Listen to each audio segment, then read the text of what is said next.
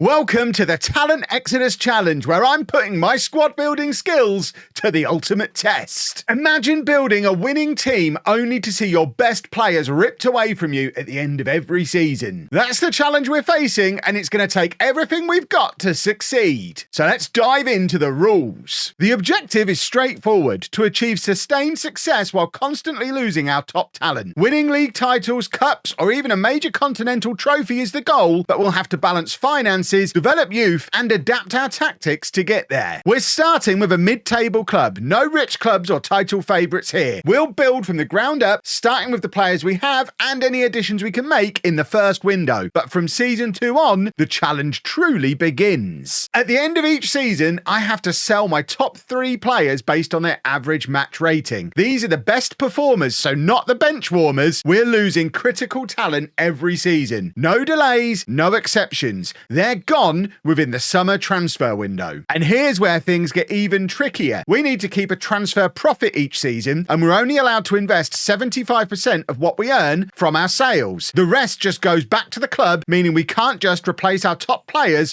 like for like. And once they're gone, they're gone. No buybacks allowed, even if they're on the transfer list or available for loan later. We have to keep moving forward and building from within. To add to the challenge, I can only sign players worth up to 75% of the highest sale price in each window. The challenge is considered complete when we've achieved these 3 goals: winning the league, winning the Champions League, and achieving 5 consecutive seasons in European competition. So, can we rebuild a winning team every year, even as our best players are taken away from us? Let's get started with the Talent Exodus Challenge. Brighton seemed like the obvious choice to attempt the challenge with. They finished 11th in the Premier League last season, and Football Manager predicts they'll be 10th this year, so about as mid-table as you can get. And as they're traditionally a selling club, the challenge rules align pretty nicely with their club principles and vision. One small problem though: they don't have any transfer budget in the first season, so we're missing out on an opportunity to stockpile players before the rules kick in. But thankfully, the Brighton squad is full of young, valuable players like João Pedro, Julio Enciso, and Evan Ferguson, so we shouldn't be punished for it too much. And in real life,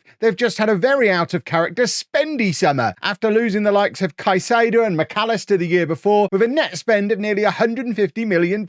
So we're timing this just right to get Brighton back to their roots. We start the save with £50 million in the bank and minimal transfer debt, so it'll be interesting to see how those numbers change over the years. And without any money to spend on players, I keep myself busy over the first summer overhauling the backroom staff, because I think developing young players is going to be crucial to the success of the challenge. We got off to a good start with early wins over Aston Villa and Nottingham Forest before coming down to earth with a thump, getting knocked out of the League Cup by Plymouth and losing at home to newly promoted Southampton. The transfer deadline passed with no ins or outs to the club, and then we followed up with 2 big wins over Bournemouth and Manchester United before losing 4 in a row, then beating Manchester City. At this point, I have absolutely no idea if we're good or not. We had a nice little 7-match unbeaten run during December when we never really played against anybody any good, and by the time the January transfer window opened, we were sitting pretty in 6th place in the league, just 1 point outside of the Champions League qualification spots. At this stage of the season, our 3 best players, so the ones we'd have to sell at the end of the season if they were still the 3 best, were Solly March, João Pedro, and Ferdi Kadioglu, with Tariq Lamptey and Carlos Baleba not yet meeting the minimum of 15 games played to qualify. I don't think that'd be too disastrous if they're the 3 we end up losing. João Pedro wouldn't be ideal, but with Evan Ferguson and Julio Enciso at the club and basically being kept out of the team by him, we have ready-made replacements, something we have to work on maintaining throughout the challenge. We still basically had no money to spend in January, but we had quite a few players who wanted to leave because this is a large, bloated squad at Brighton, so we set about trimming the fat, with loads of fringe players and youngsters being sold for minimal fees, and Igor and Mats Wiefer going out on fee-paying loans, all of which generated enough money to bring in Matthias Rice from Sporting for £11 million on deadline day. From this point on, the transfer rules kick in, and we'll only be able to spend 75% of our sales total each window, with the maximum individual fee we can spend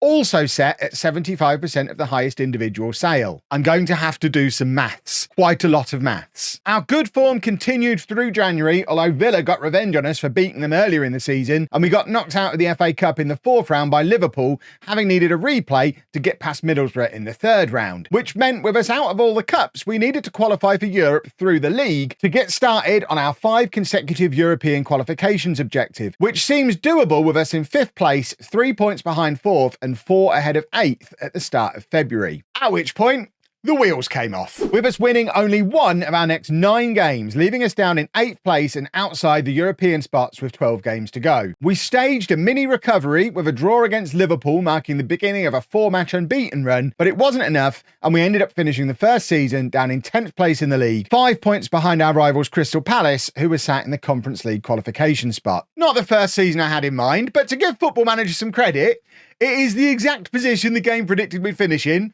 before the season began. But now, the shenanigans begin. Our top 3 players who now have to be sold are Jacob Mulder, Carlos Baleba and Evan Ferguson, and I'm particularly upset about Ferguson, who I feel like we only really scratched the surface with him only starting 17 games, but scoring 15 goals. I can't help but feel that if he started for a full season next year, he'd fire us to a top 5 finish, but rules are rules, and he has to go, which proved to be a lot harder than I expected. Mulder was easy enough. He'd already agreed to leave for free at the end of his contract and was off to Saudi Arabia, which got him off the books, but was a disaster for reinvestment because 75% of zero isn't enough to buy a Premier League quality replacement for him. Baleba and Ferguson were both offered out as soon as the window opened, but there was very little interest. Thankfully, Newcastle decided to help me out, offering £63 million for Solly March, which set the bar for our maximum incoming transfer at £47 million.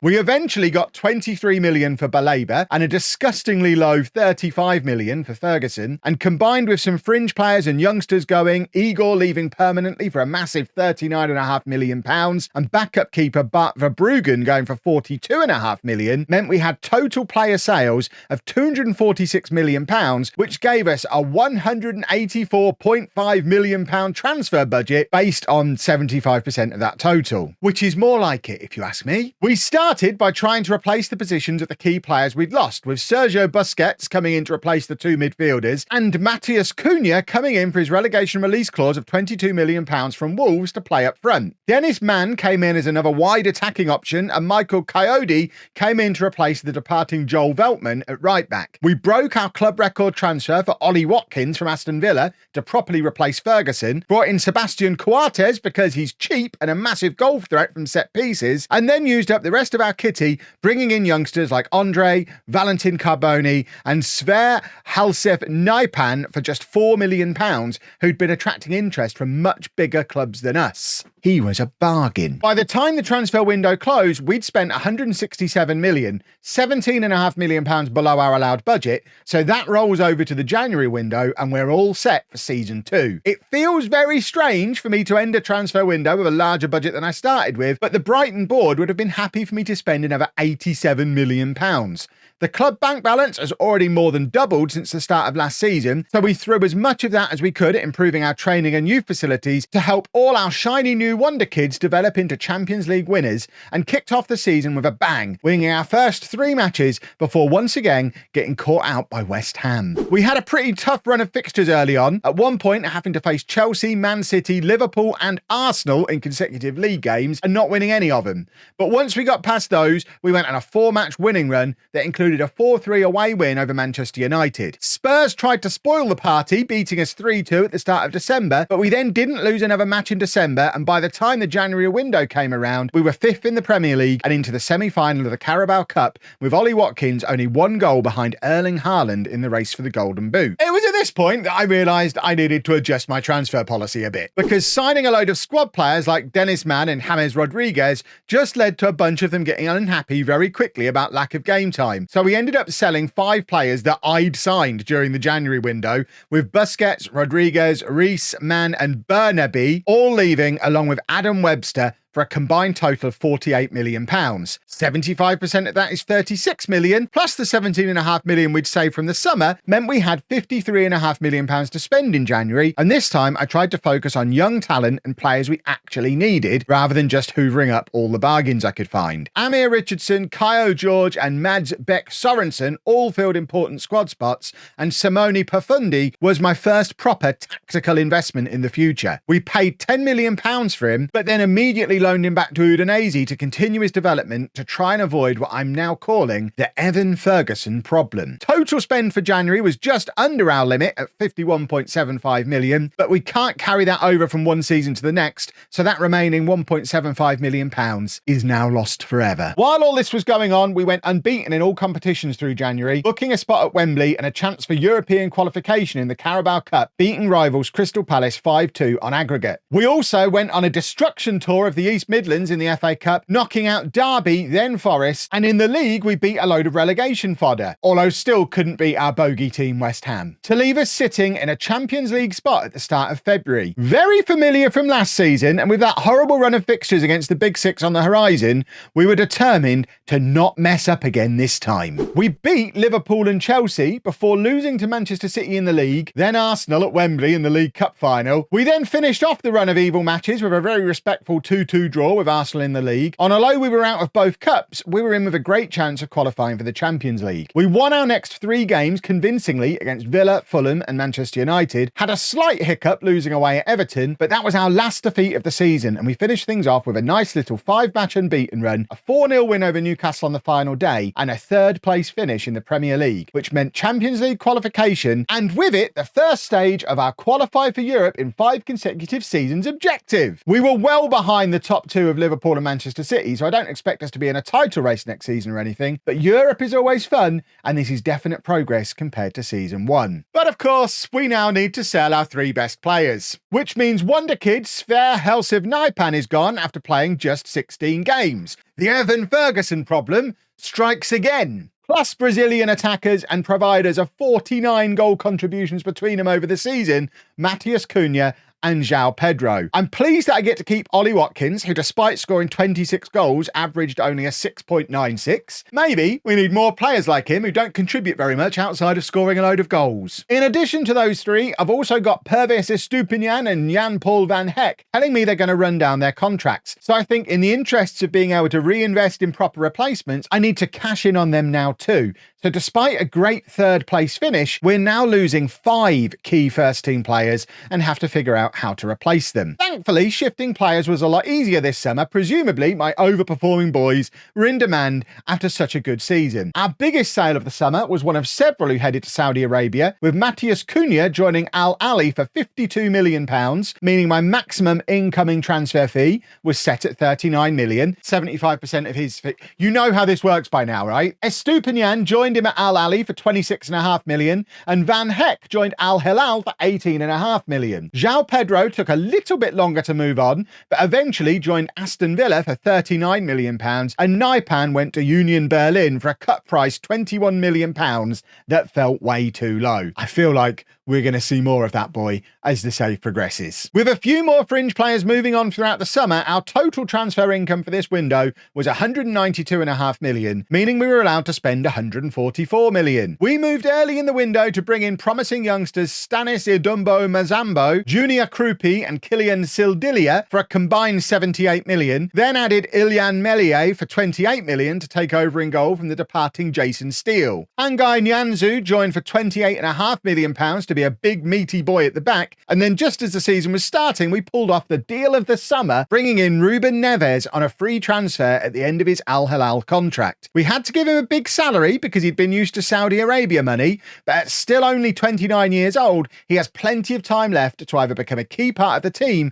or generate a big pile of transfer money for us to reinvest. Ideally, he'll do both. Our total spend ended up at £134.5 million, allowing us to roll £10 million over into January, and by the time the window shut, we still had a transfer budget of £160 million, and our wage budget had nearly doubled since the start of the first season. The club was completely debt-free and about to play in the Champions League for the first time, so the financial situation is only likely to continue to improve. Despite all the personnel changes and last season's 3rd place finish, the media are still predicting a 9th place finish for us, which suggests we haven't improved improved the team a huge amount over the last 2 years, but we started the season with a 2-0 win over Liverpool to prove the doubters wrong, with debut goals from Simone Profunde and Ruben Neves. We then lost to Tottenham and Manchester City, so it wasn't all sunshine and roses, but I had high hopes for the season and a first Champions League game against Real Madrid to look forward to, which we ended up winning 3-0, thanks to another goal from Neves and big Sebastian Coates doing exactly what I signed him to do. We had a nice little unbeaten run in the Premier League, but got knocked out of the Carabao Cup on penalties by McDongs, which did sting a little. Between September and January, we only lost 3 times outside of the MK Dons game though, losing to Newcastle, Brentford and West Ham, again in the Premier League, and taking the Champions League by storm,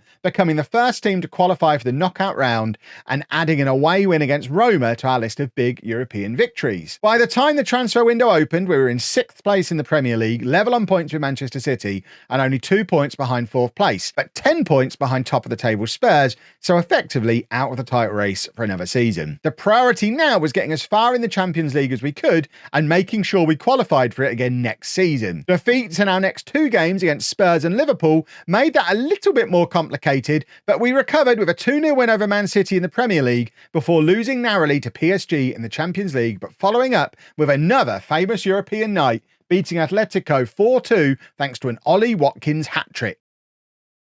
The Champions League stage level on points with Real Madrid, and quite frankly, that'll do. And we might have to win it to make sure we're in it again next season, as Premier League results left us 6 points behind 4th place as the transfer window closed. And on the topic of the transfer window, we had that £10 million that we rolled over from the summer and added to it by moving on some of my previous signings that were frustrated at lack of first team opportunities, with Carbone, Nianzou and George leaving for a combined £56.5 million, which meant we had a total budget of £52 million to spend on new players. Felipe Anderson came in to give us some much needed experience, and our only other permanent signing was Nino for £24.5 million to replace Nianzou at the back. I also did a couple of fee-paying loans with optional future fees and wasn't completely sure how to allocate these to my budget, but decided it made most sense to add their loan fees now, and then if we sign them permanently, that would come out of next season's budgets. So we could only activate their clauses if we'd sold enough players for enough money before their loans expired. Winger Jadon Adai joined from PSG, and left-back Destiny Udogie came in from Tottenham, bringing our total spending for January to £30.9 million, well under budget,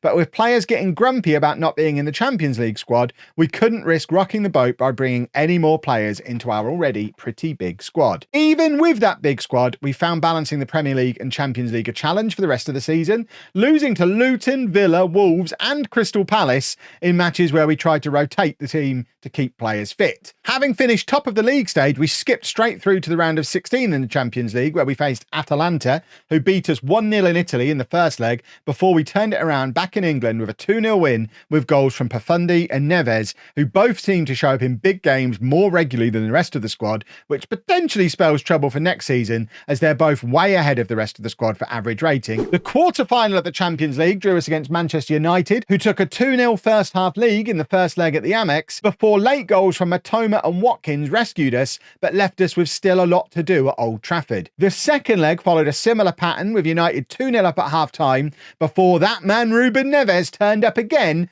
with another crucial goal, but unfortunately it wasn't enough and we were out of the Champions League and also down to 8th place in the Premier League because of the points we'd dropped rotating the team trying to get back into the Champions League. With 6 games to go, we had a lot of work to do to get back into Europe of any flavour, never mind the Champions League, but we did have a potential backdoor route. We were still in the FA Cup. And just a few days after our Champions League exit, we were at Wembley to face Liverpool in the semi-final. We took the lead on the hour mark with a penalty from Neves and thought that was job done until Liverpool equalised in the 94th minute to send the game to extra time, where they then took the lead before Matoma's 116th minute equaliser. We thought we had it won with a minute to go, but Ollie Watkins' goal was disallowed and we were heading for penalties, where we were relentless, scoring all 5 of ours before Cody Gakpo hit the post with Liverpool's 5th kick to send us to the final, where we would be all that stood in the way of Tottenham completing a domestic double.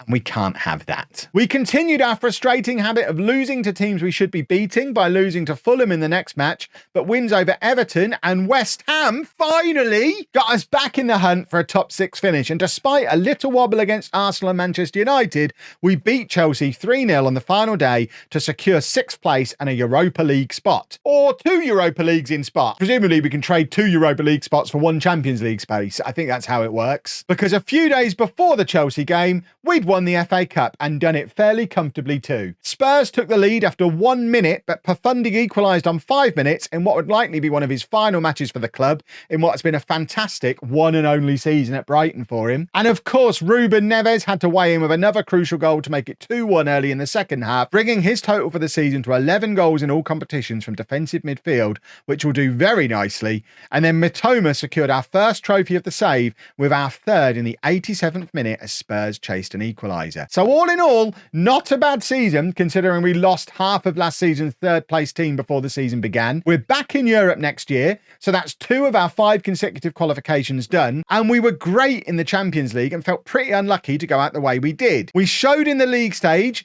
that with a bit of luck that competition will be winnable, but dropping down to 6th place in the Premier League isn't ideal. We need a great summer of transfers, especially as we're going to have to replace arguably the 2 standout players of the series so far, with Pafundi getting a quite incredible 39 goal contributions from 53 games as a 21-year-old playing in his first season in English football. He is going to be a megastar. We're also going to lose our inspirational leader and scorer of vital goals in big matches, Ruben Neves, and 17-goal centre-back Sebastian Coates, who's making it doubly difficult to replace him in his goals because he's already leaving on a free transfer at the end of his contract. We're going to need some big fees for Pafundi and Neves if we're going to find players good enough to replace them and also improve the squad. And next season will be a big test of how good of a conveyor belt of young talent we're building with all these wonder kids we're bringing in. We just need 2 or 3 of our current fringe players to have breakout seasons like Pafundi's just had, and we'll be laughing. Ruben Neves was first out of the door after Coates agreeing a £65 million move to Barcelona almost as soon as the season ended. We'll miss his crucial goals and leadership for sure, but we always knew we were unlikely to have him long term, and getting such a big fee so early in the summer is a huge advantage because it sets our maximum incoming transfer at a pretty generous £48.75 million and gives me more time to come up with a plan to replace him. Pafundi was a little trickier to shift despite his incredible season, mainly because we valued him too high, and I think if we hadn't been trying to push him out the door, we'd have eventually received the 75 million plus offers I think he warranted. But we don't have the luxury of waiting in this challenge, so he ended up joining Dortmund for just £34.5 million.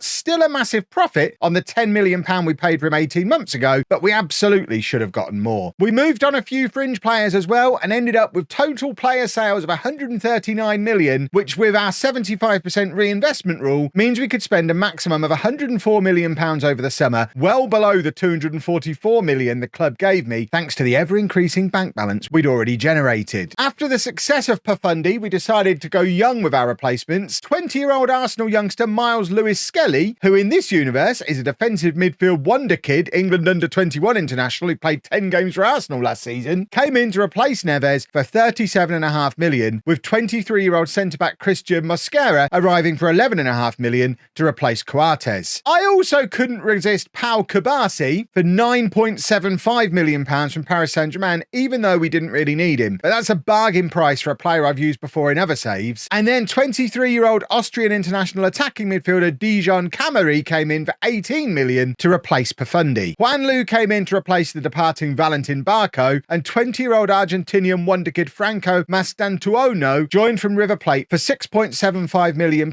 because you don't turn down a 20-year-old Argentinian wonderkid from River Plate for less than £10 million.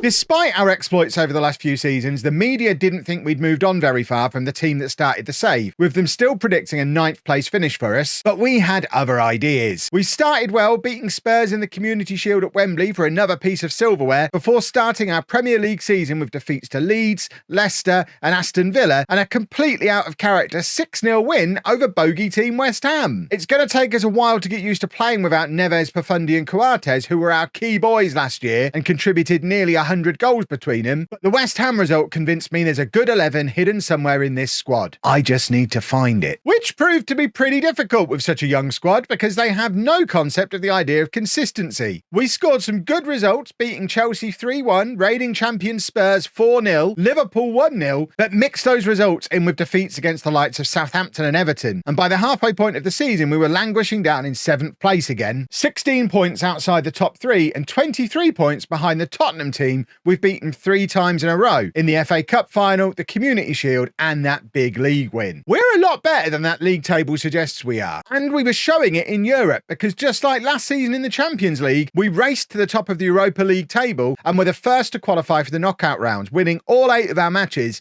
including an impressive away win against Juventus. We're going to be fully focused on the Europa League in the second half of the season because with Champions League qualification through the league looking unlikely, our only way in might be to win the Europa League. There was very little needed in the way of transfers during January, and with only backup keeper Jordi Petrovic leaving, we didn't really have any money to spend either, aside from a little left over from the summer. We replaced Petrovic with Man City youngster Spike Brits and spent the rest of our money on Saulo, an 18-year-old Brazilian wonderkid midfielder who already had a full cap for Brazil for £14 million from Atletico Mineiro. Our Premier League form flipped into something a little bit more like what you'd expect in the second half of the season, and we started beating the teams we were supposed to beat, but losing to the big teams. Although even that didn't happen very often, losing just 2 Premier League games against Chelsea and Liverpool for the rest of the season and getting knocked out of the FA Cup in the quarter-final by Man City. We ended the season on a 7-match unbeaten run that included 3 straight wins, but it was only enough for us to get up to 6th place, outside of the much-needed Champions League places, but we were still in the Europa League. The round of 16 gave us the toughest draw in the competition, facing a Juventus team we'd narrowly beaten in the league stage. Things were a little bit more comfortable this time around with a 3-0 aggregate victory, setting us up for a quarter-final with Villarreal. We took a 2-0 lead away from home in the first leg thanks to an own goal and Ollie Watkins, but Villarreal got one back in the second half to leave us defending a 1-goal lead at home in the second leg. Mitoma scored early on to calm us down a bit before second half goals from Enciso and Kadioglu secured our spot in the semi-final where we faced Shakhtar. A very nervy 0-0 away draw in the first leg wasn't ideal, but we opened the scoring after 3 minutes in the second leg through Sildilia, channeling his inner Sebastian Coates, and then goals from Enciso, Watkins and Mitoma wrapped things up and we were off to Gelsenkirchen for the Europa League final against Atalanta, who are basically the Italian version of us, having finished in 6th place in Serie A. We took the lead in the 17th minute through Mitoma, who'd quietly stepped into the Ruben Neves role of scoring important goals in big games for us. Lewis Skelly added the second shortly after, and then forced a third shortly after that with a carbon copy of a Ruben Neves trademark goal that got recorded as an own goal somehow. The job was already done, but we added a couple more in the second half to run out 5-0 winners, pick up another piece of silverware, and most importantly,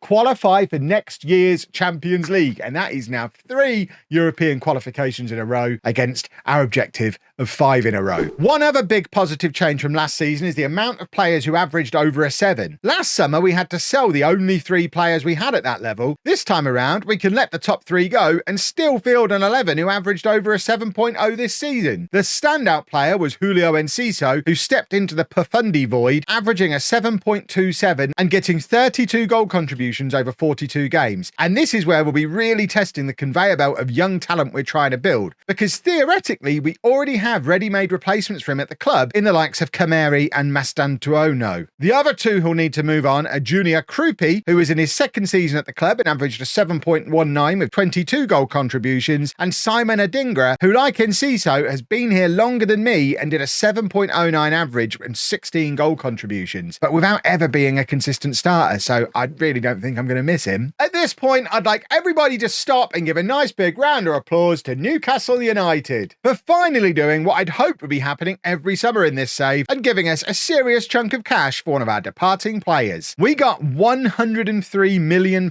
from them for Enciso, meaning we can go and do some big boy shopping this summer with a maximum incoming transfer fee allowed of £77 million.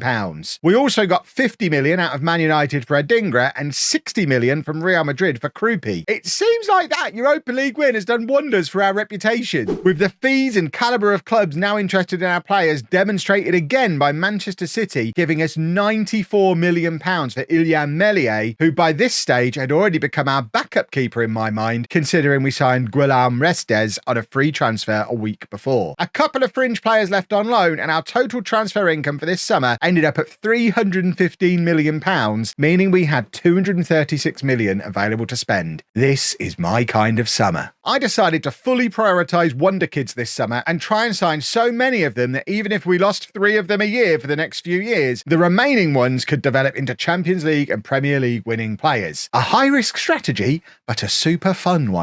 19-year-old Spanish international striker Jose Vicente Hernandez came in for £27 million from Atletico, along with 20-year-old Dutch international defensive midfielder Johnny Carolina from PSV, 19-year-old Burkinabe international winger Alisson Sane from Club Brugge, 20-year-old Serbian international midfielder Jugoslav Trajkovic for the bargain price of $5.75 million, 19-year-old Chilean international defender Javier Perez for an even cheap of $3.1 million, and 19-year-old Serbian midfielder Igor Grujic for $5.75 million. That's 6 wonderkids, all aged 20 and under, 95 million spent, and that was the Enciso money gone. But the transfer window wasn't even open yet. I had to adjust my strategy a little from here, partly because of the Premier League limit of 6 foreign under-21 players from abroad in a season. We were now after established Champions League quality players. We already know about Restes joining on a free transfer to take over as our starting keeper, and he was joined by Ivan Toney on a free at the end of his Al Ali contract on a surprisingly cheap salary as well. Karim Konate joined from Newcastle for £30 million as another striker option to compete with Toney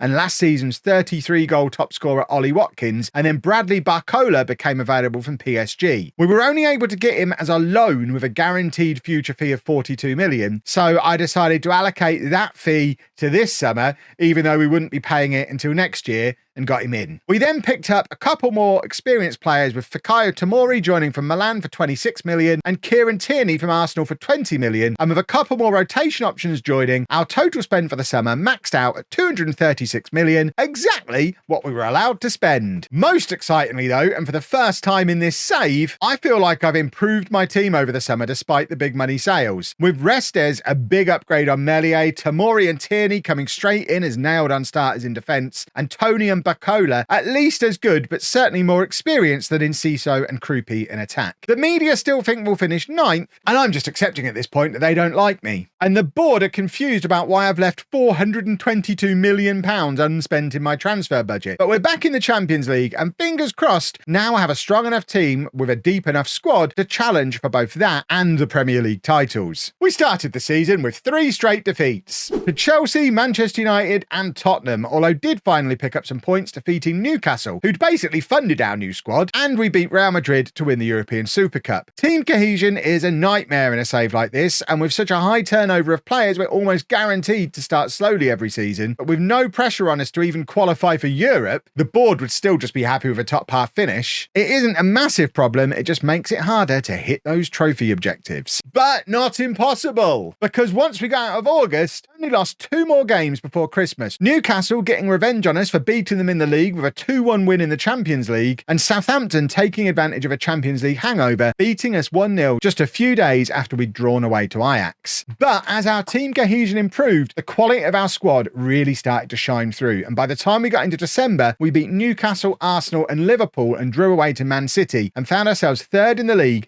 just 5 points behind top of the table Spurs. That early defeat against Newcastle in the Champions League meant we found that a little bit harder going than we had the first time around, but victories over Feyenoord, Benfica, Celtic and Anderlecht meant we were still looking good for a top 8 finish with 2 games to play. The most notable transfer in January was Ollie Watkins joining Leeds for £25 million.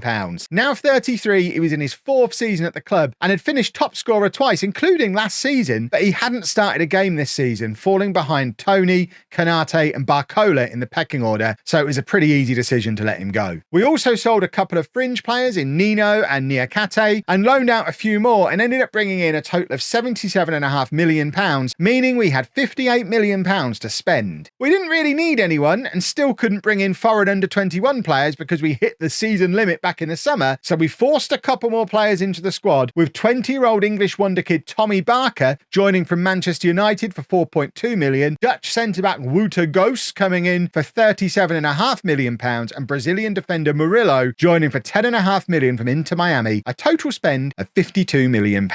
And we kept on winning. We went undefeated in all competitions in January, with our biggest wins coming away at Chelsea in the league and away at Inter in the Champions League. We ended up finishing third in the Champions League, so once again skipped around to help fixture congestion, and as the transfer window closed, we were second in the Premier League, just 1 point behind Manchester United, and we're genuinely in with a chance completing the entire challenge this season, which of course made us start to panic and bottle it. We lost our next league game away at Villa and then lost the EFL Cup final to Arsenal for the second time in 3 years, before also losing to West Ham in the league. We drew Atletico in the Champions League round of 16 and won the first leg 3-2 thanks to a Karim Kanate hat-trick, fully justifying the decision to sell Ollie Watkins. We had a bit of a scare in the second leg, going 2-0 down before half-time, leaving us 4-3 behind with 20 minutes to go, but up stepped Dijon Camry with a 5-minute brace to secure our spot in the next round. We then smashed Spurs again, 4-0 this time in the FA Cup quarter-final, but then got even more wobbly in the Premier League, drawing with Leeds, losing to Southampton and narrowly beating Brentford. It was clear that these cup runs were distracting our young squad. Our Champions League quarter-final opponents were Newcastle, the only team to beat us in the competition so far this season, and of course, the new home of last season's star man Enciso, who despite Newcastle spending £103 million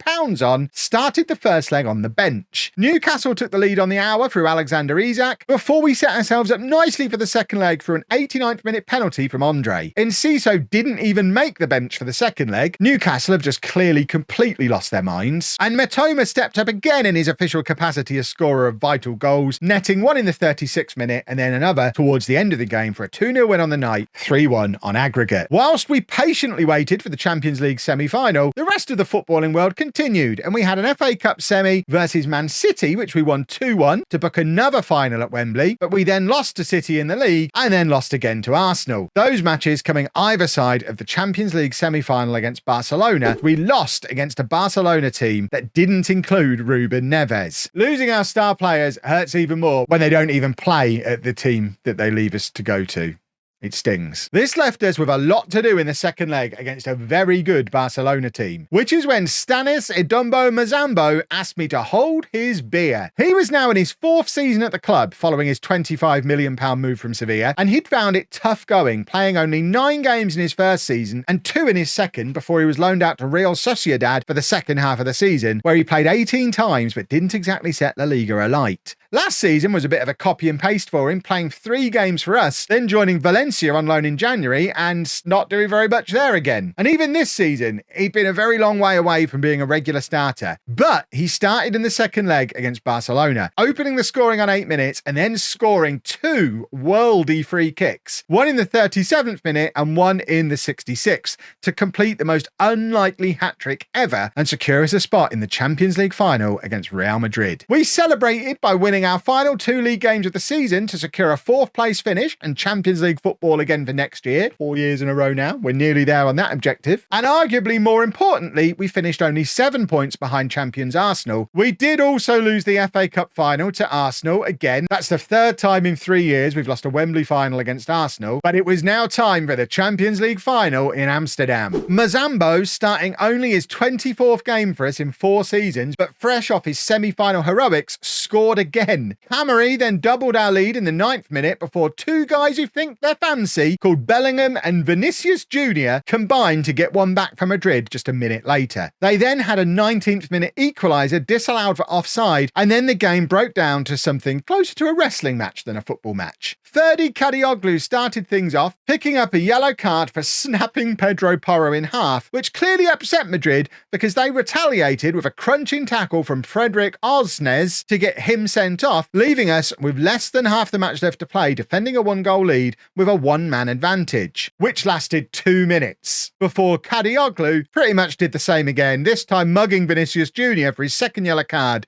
and leading to a very scrappy second half. But when you're Brighton playing against Real Madrid, scrappy probably goes in your favour. And with Madrid chasing the game, we finished them off with a counter-attack for our third goal through top scorer Ivan Toney. And at 3-1, we'd won the Champions League. That leaves us with only one objective left to complete: winning the Premier League. But once again, we're going to have to do it without our best players from this season. And I've got myself into a right pickle on that front with Barcola. We signed him on loan, and obviously he went on to become one of our best players with a rating of 7.19 and 36 goal contributions. But he doesn't officially sign for us until this summer. So we're not going to be able to sell him because Football Manager won't let you sell someone who's only just signed. My solution is that he'll have to be loaned out and sold as soon as it's possible to sell him, and his punishment for getting myself into this mess, I'll have to sell my fourth best player this summer too. So the other three leaving along with Barcola are Stanis Idumbo Mazambo, who averaged a 7.28 from 32 games and single-handedly won us the Champions League, but we never really valued properly, so I don't think we'll miss him that much. Karim Konate, who's a much bigger loss, because in my head he was taking over as starting striker from Toney next season, but with a 7.12 from 37 games and 19 goals, he has to go. And they'll be joined by the man who almost cost us the Champions League, Ferdi Kadioglu, who averaged 7.11 from 51 games and is the guy being sold in lieu of Barcola. And regardless of what happens, Barcola has to be sold next summer, along with next season's best three players. And I'm not going to mess around signing players on loan anymore. I have learnt my lesson. So all of that means we're losing three of our top four scorers, with Mazambo, Barcola and Konate getting 79 goal contributions between them. And with Ivan Toney now 33 years old, that's a lot of pressure on him and whoever we bring in to replace the other three. Ferdi Kadioglu was the first man out of the door, joining West Ham for £42.5 million as soon as the transfer window opened. And we agreed a deal for Karim Konate to join Al Nassr for £54 million shortly afterwards. Mazambo's Champions League exploits clearly caught the eye of Bayern Munich, who gave us £57 million for him, and that ended up being our biggest sale of the summer, setting our maximum incoming transfer at £42.75 million, which isn't really enough to bring in proven Premier League winners. So once again, the rules of the save were forcing me into focusing on bringing in wonderkids on the cheap. Our first signing of the summer was officially Bradley Barcola for £42 million from PSG, but we actually allocated that fee to last season's spending because it was a guaranteed future fee on a loan. So we can ignore that when we're doing our maths. But of course, being a recent signing means he's going to be a nightmare to get him to leave the club even on loan. So whatever happens this season, he'll be sold at the end of the season, in addition to the top three rated players this year. And then the wonder kids started arriving. And once again, we're limited by the Premier League rule allowing a maximum of 6 foreign under-21 players to be signed from abroad in one season. Otherwise, there would have been loads more. Alisson, a 19-year-old Brazilian under-20 international, joined for £12 million, along with Matteo Berti, a 19-year-old Belgian goalkeeper who already has a full Belgium international cap, for £25 million. Carlo Cirio is a 20-year-old German striker who signed for £11 million, and we paid £18.75 million for 18-year-old Italian defender Andrea Mercato. 20-year-old Mexican international midfielder Giovanni Gomez signed for £7.25 million, and 18-year-old Italian full international defender Alfonso Bianchi joined from Inter for £35.5 million. That's 6 wonder kids in for just under £110 million. We sold a couple of fringe players while all this was going on. Then Al Hilal came in and offered us £52 million for a 32-year-old Karu Mitoma. With the shiny new Italian defenders coming in, we also cashed in on Emir Ortakaya, who'd never come close to getting into our team. That brought our total summer income to £265.75 million, meaning even with our 75% spend limit, we still had the best part of £100 million to spend, even after bringing in all those wonder kids. But we couldn't bring in any more foreign wonder kids because of that stupid Premier League rule, and we were already struggling to register everyone in our Premier League and Champions League squads, so we only brought in one more player, Serbian international defensive midfielder Ivan Ilic, coming in for £18.75 million from Bayern Munich. That left us with £71.5 million by our own rules still to spend this transfer window, and even that's nothing compared to the £645 million still in our official transfer budget. It seems that 5 seasons of running a club at a consistent transfer profit whilst winning the Champions League is quite good for business. Who knew? Despite winning the Champions League, though, the media still had no confidence in us and predicted we'd finished 7th in the Premier League this season, and the board were just as unambitious, just hoping for Europa League qualification and a domestic cup. In fact, they seemed more interested in developing the best youth system in the world than they were in actually winning major trophies. They really like money. We had a solid start to the season in the Premier League, beating Southampton and rivals Crystal Palace and drawing with bogey club West Ham and Arsenal, and we also picked up another trophy, beating Liverpool to win the European Super Cup. But then our Champions League campaign began and we had a little bit of a wobble, which is not ideal when you're the defending champions. We drew away at Real Sociedad before losing against Liverpool and Milan, not winning until match day 4 when we got a 5-0 win over Slavia Prague. This iffy form carried over into the Premier League as well, with us losing to Spurs, Man United and Nottingham Forest. We dropped more points in the Champions League against Bayern and lost in the league to Leeds and West Ham, of course, and also got dumped out of the EFL Cup in the quarterfinal by Newcastle, and by the time the January transfer window came around, we were down in 17th place in the Champions League and 5th place in the Premier League, 9 points behind leaders Arsenal. With us already knowing top scorer and star man Barcola would be leaving at the end of the year, along with our 3 other best performers, it was starting to look like winning the Premier League would never be possible if we could never get any momentum together with a group of players. But on the bright side, we did have that £70 million left over from the summer to spend. So I went out and got a big meaty boy to cheer myself up, with Jean-Claire Todibo joining for £31.5 million from Milan. Form picked up in January as well, including a 6-match winning run that included 2 Champions League victories and an away win at top of the table Arsenal in the league, although that run did abruptly come to an end with a 2-1 defeat away against Man City at the end of the month. We ended up finishing 13th in the Champions League, so we'd have to play in the additional playoff for the first time, and despite all the league heroics, we were still 9 points off top spot and down to 6th place, effectively out of the title race for this season. But maybe we could win the Champions League again.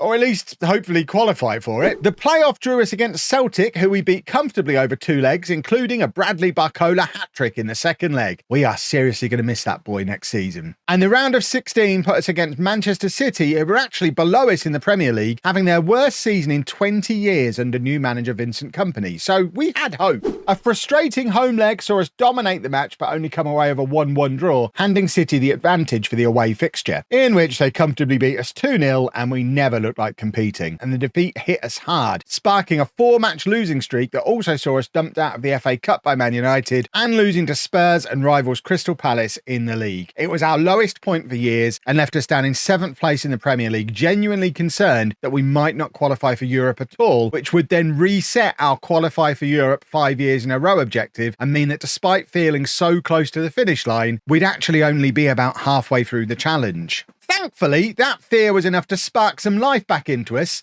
and we only lost 1 more game for the rest of the season. Although, to be fair, it was a pretty easy run-in, and we probably still dropped more points than we should have. We ended up finishing 5th in the league, which may or may not be enough to get us into the Champions League again, but it was at least enough to get us in Europe of some kind, meaning the 5 years in a row objective was now officially complete, and all we had to do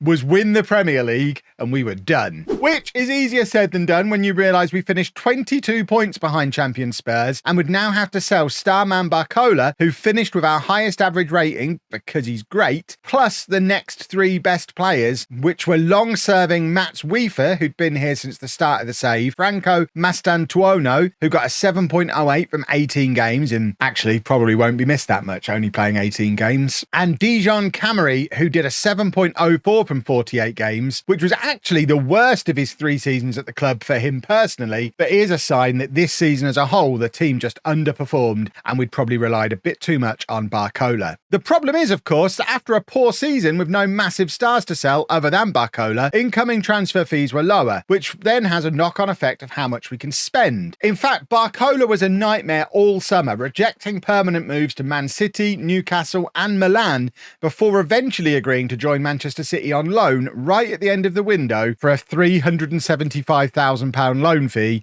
and only with an optional future fee. So he basically generated us nothing. We got £36.5 million for UEFA from Milan, but just £7.5 million for Mastantuono from Valencia, and Camry went to Al Hilal for £33.5 million. I also decided it was time to move on some of our older players while we could still generate some transfer fees for them, with Ivan Toney going back to Saudi Arabia for £10 million and Kieran Tierney joining him for £29.5 million. We also managed to get £45 million from Al Hilal for Wouter Ghosts, which ended up being our highest sale of the summer for a rotation player, no less. And that set our maximum incoming transfer fee at just £33.75 million, and we were going to have to focus on wonderkids again. Our total sales for the summer were £165 million in the end, so we had £123.75 million to spend, but in the last couple of summers, that's roughly what we spent just on the wonderkids, so we really weren't going to be getting much else besides them this summer. Unless, of course, we tried to repeat our Ruben Neves success from a few years ago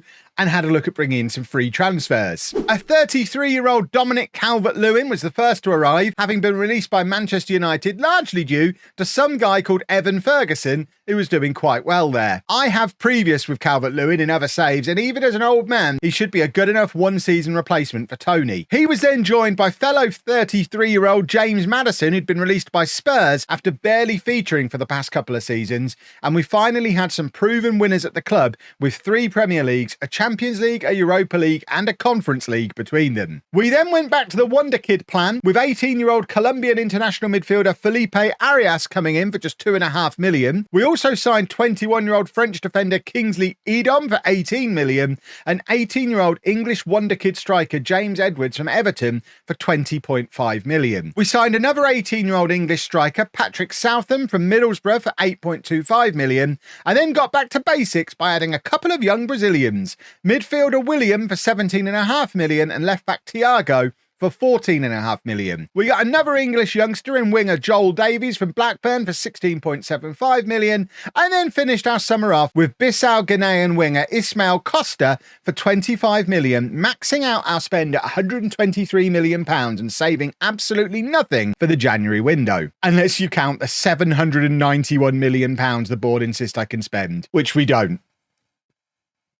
For goodness me, do I want to. We drew our opening game with Norwich, then lost to Chelsea and Leeds, and were down in 17th place as the summer window closed, and I sensed that for the first time, the board might be starting to get a little frustrated at my refusal to spend money with the club seemingly in freefall. We finally abandoned the 4-2-3-1 that we'd been using for a number of seasons and switched to a 4-2-4, which allowed me to play young Spanish international striker Jose Vicente Hernandez alongside Calvert-Lewin after he'd spent the last couple of years as a bench warmer. We'd lost so many attacking midfielders over the last few seasons, with the likes of Camry, Mazambo and Enciso never being properly replaced, so the tactical shift made sense, and we immediately won our first game of the season against Wolves. But then got spanked 4-0 by Real Madrid in our Champions League opener, lost again in the league to Newcastle, and then again in Europe to Milan. Things really weren't looking very good, until our new look front four clicked for the first time at the end of September, beating Arsenal 1-0 with Hernandez scoring the only goal of the game. This sparked a run of form that saw us lose only once more before Christmas, a frustrating 2-1 defeat against Cardiff that I'm blaming on a Champions League hangover. But we drew with Manchester City, Liverpool and Tottenham in a run of really hard games, then beat Man United, Luton, Brentford, West Ham and Crystal Palace as the fixtures got a little easier. Our bad start still left us well off the pace as the January transfer window opened, down in 8th place, 10 points behind leaders Man United, but knowing that on our day we were better than them as we'd shown the last time we played. Our Champions League form was still pretty rough. We were just clinging on to a qualification spot down in 22nd place, but we weren't really bothered about that. We were focused on our only remaining objective,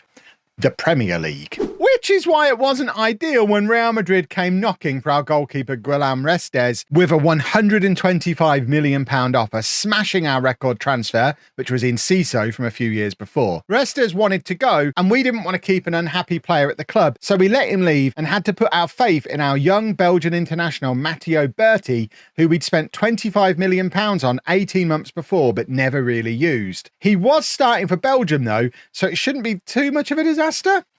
Hopefully. That massive fee, along with the £23 million we got from West Ham for Miles Lewis-Skelly, who'd never really established himself with us and spent last season on loan to Dortmund's bench, meant we now had an unexpected £112 million to spend in January. We started off sensibly, bringing in a new backup keeper, 20-year-old Colombian international Elasio Castillo for £2.8 million, then spent £22.5 million on five-time Premier League winner Gabriel Jesus from Arsenal. Thiago Almada came in on loan from Manchester United. We have learned nothing from what happened with Barcola. And Andreas Schelderup signed for £51 million from Porto. Our final deal was £13.75 million for Swiss international left-back Alan Paradzik. And we finally had a front four that was arguably an upgrade on the last couple of seasons, albeit with a hopefully temporary downgrade in goal. Our good form continued into January, with our only defeat coming in the EFL Cup semi-final first leg against Man City, a loss we overturned in the second leg to book a spot in the final. We qualified for the Champions League knockouts comfortably in the end with a 15th place finish and went undefeated in the Premier League, sitting in 6th place, 9 points off the top as the transfer window closed. We then lost yet another EFL Cup final, this time to Spurs, but progressed in the Champions League and FA Cup and scored some big Premier League wins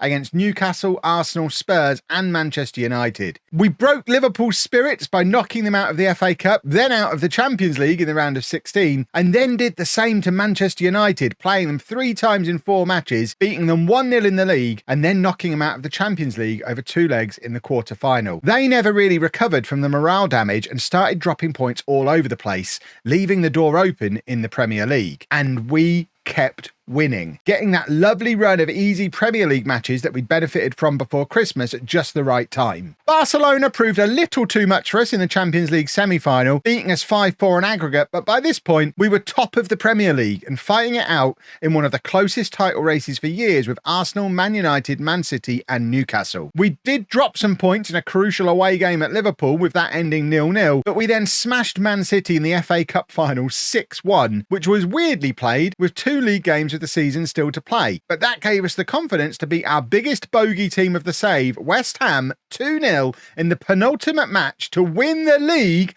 and with it complete the final objective of the challenge. A final day draw against Villa didn't matter because we'd done it. We had won the Premier League with a points total of just 79, the lowest league winning points total of the entire save. But it didn't matter. We'd done it. Objective complete. And in the process, we'd accumulated an available transfer budget of £989 million for whoever takes over from me to rebuild the squad with. If my successor followed these rules, he'd now have to sell Jesus, Bertie and youngster Patrick Southam, showing just how pivotal that big Restes transfer was in January. It allowed not only a better keeper to emerge in Bertie, but also gave us the money to bring in Jesus, who was exactly the extra bit of quality we needed in an attack. But that's it, folks. Challenge completed after 7 seasons. We met our objectives, winning the Premier League and the Champions League, plus we qualified for Europe in 6 consecutive seasons in the end. We also lost 3 Carabao Cup finals, won the Europa League, 2 FA Cups, the Community Shield and 2 European Super Cups. We upgraded our youth facilities once and our training facilities twice. We expanded the stadium, made a £600 million transfer profit and established our youth setup as the best in the world with 0 debt. Who says I can only play Football Manager one way? But now the challenge is handed over to you. You know the rules. We made them very clear back at the start of the save. So let me know how you get on. That's what the comments section down below is for. And remember, we'll know if you're fibbing. And of course, if you've enjoyed this challenge, please leave a nice big thumbs up on the video for us to let us know you want to see more stuff like this. Subscribe to the channel for daily Football Manager videos. And thank you very much for watching.